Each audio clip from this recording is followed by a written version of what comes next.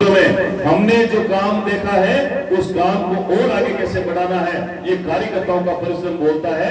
इसीलिए कार्यकर्ता जमीन पर लेकर के, धरातल पर लेकर के गांव के बीच में, लोगों के बीच में काम करता है।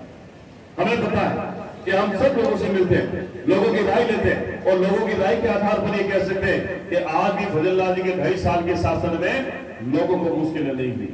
और एक बड़ा काम तो आने वाले समय में होगा, मैं आपको भरोसा दे रहा हूं कि अभी मुझे 2.5 साल हुआ आप लोगों के आसपास से काम करते करते, बचा हुआ 2.5 साल और है। और मैं कोशिश कर रहा हूं कि जेतान के अंदर पूरी विधानसभा क्षेत्र जेतान समिति, रास और रायपुर, इसमें मीठे पानी की व्यवस्था कर दूं।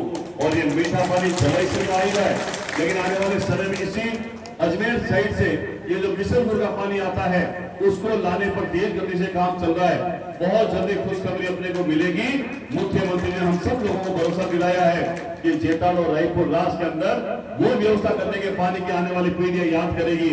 ऐसे ऐतिहासिक विकास कार्य के लिए हम लोगों को जाना नहीं पड़े।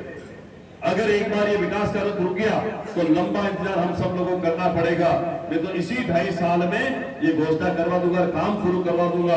आने वाले 50-100 साल तक इस रास पंचायत समिति के अंदर पीने के पानी की समस्या को खत्म कर देंगे, ये इस मीटिंग के बहाने, मीटिंग के अंदर।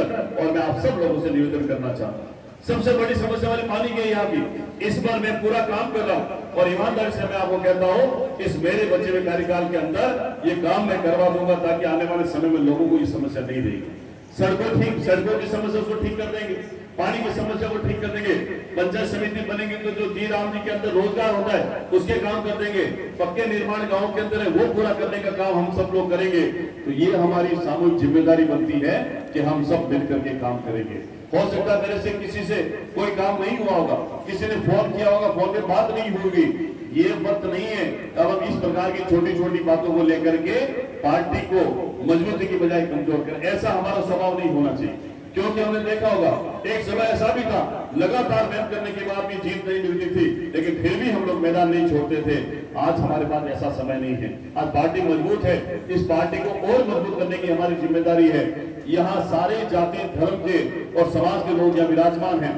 ये वो असली कार्यकर्ता हैं इनके कारण से हम लोग इतने सालों से बीजेपी को या जेतान में जीतते हुए देख रहे हैं। आज हमारे बीच में जिलाधीश हैं, इनको हमें ये भरोसा देना है कि हम आने वाले समय सब मिलकर के मेहनत करेंगे। ये चुनाव किसी एक व्यक्ति का चुनाव नहीं है, ये चुनाव इससे राजस्थान सरकार का सेमीफाइनल का चुनाव है। अगर हम यहाँ से जीत गए तो आगे हमारे बीच में नई नई योजना आएगी, योजनाओं पर काम होगा और राजस्थान के अंदर जेतान की साख बढ़ेगी। ऐसा भी हम सब लोगों को सोच करके काम करना होगा। और मैं ईमानदार से कहता हूँ कि आप जिसको तय करोगे उसको टिकट देंगे, पर जिताने की जिम्मेदारी आप लोगों की है। आपको कैसे देखना है, आजकल के अंदर आपके सरपंचों की लॉटरी में निकल जाएगी, पंचायत समिति की लॉटरी में निकल जाएगी, वार्डों में निकल जाएगी। लॉटरी निकलने के बाद में सब चेहरा जो है वो साफ हो जाएगा, उसमें हम सब लोगों को मिलकर के काम करना होगा। तो मैं आपसे आग्रह करूंगा कि अब ये 1 महीना अपने पास में रहा है काम करने के लिए, मेहनत करेंगे तो अपने पास में परिणाम भी होंगे। हम लोग जम के मेहनत करेंगे, लोगों को कन्विंस करने की जिम्मेदारी हमारी है कि हम लोग कैसे एक दूसरे के साथ में रह करके काम कर सके। ये चुनाव दिखाएगा कि हमने बीते 2.5 साल में काम किया है कि नहीं किया। अगर हम लोग कहीं हारेंगे तो सीधा साधा ये होगा कि हमने यह काम नहीं किया है, लोगों को संतुष्ट नहीं कर पाए। और अगर काम किया तो ईमानदारी से अपने अपने गांव के अंदर, मोहल्लों के अंदर लगे ईमानदारी से और पार्टी के लिए करिए। क्योंकि अब मुझे तो चुनाव लड़ना नहीं, चुनाव के अंदर मेरा कोई चुनाव नहीं, चुनाव है कार्यकर्ताओं का। और इस कार्यकर्ताओं के चुनाव में कार्यकर्ता जब मेहनत करेगा तब निश्चित ही हम सब चुनाव के दम भरें, तब सब लोगों को कहें, गांव के अंदर मीटिंग करें। और हम तो चाहते हैं कि गुरुदेव के आशीर्वाद से प्रधान बन करके जो आए वो यह आशीर्वाद लेने के लिए आए। प्रधान हमारा हो, काम हो, करोड़ों रुपए आते हैं तो इस राष्ट्र के अंदर जो छोटी मोटी कमियां रही है उसको पूरा करने का काम भी हम सब लोग मिलकर के करेंगे। तो मैं आप इतनी तादाद के अंदर पधारे, मैं आप सबका बहुत बहुत स्वागत करता हूं, अभिनंदन करता हूं कि कार्यकर्ता वो होता है जो लगन करी थी। जब हमने गुरु महाराज से पूछा था कि गुरु महाराज हम यहाँ एक बैठक करना चाहते हैं पार्टी की, यहाँ कोई ऐसा नहीं हो कि कोई गांव के अन्य लोग जो वो नाराज हो जाए कि यहाँ बीजेपी की मीटिंग कैसे हो सकती है।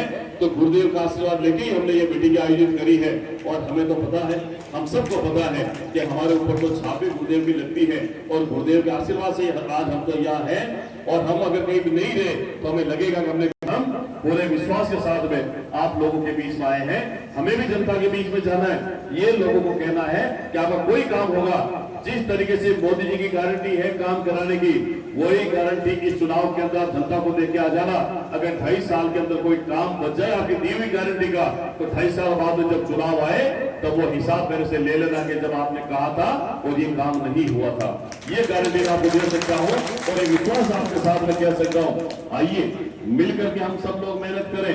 एक बात और कहता हूँ कि जब पाकिस्तान के अंदर भारत जिंदाबाद के नारे लगते तो फांसी की सजा मिलती है, पाकिस्तान में जब भारत जिंदाबाद के नारे लगते तो फांसी की सजा मिलती है, और हिंदुस्तान में पाकिस्तान जिंदाबाद के नारे लगते तो कांग्रेस का टिकट मिल जाता है।